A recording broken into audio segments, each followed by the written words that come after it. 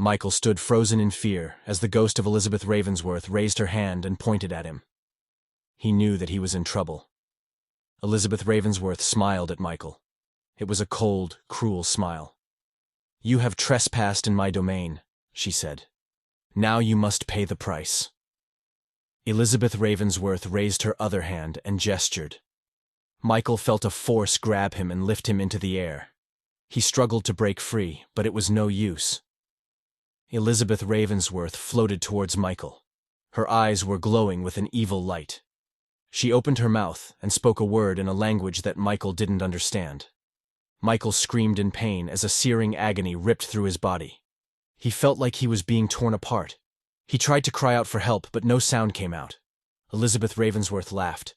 She was enjoying Michael's suffering.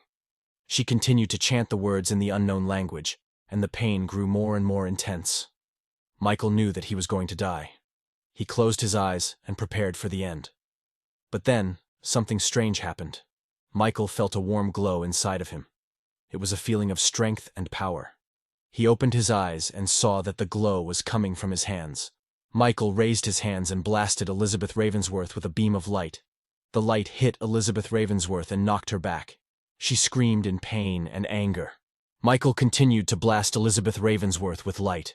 She tried to fight back, but she was no match for Michael's new power. Finally, Elizabeth Ravensworth collapsed to the ground. She was dead. Michael stood over Elizabeth Ravensworth's body. He was exhausted, but he was also victorious. He had defeated the ghost and saved himself. Michael turned and walked out of the library. He left the haunted manor behind for once and for all.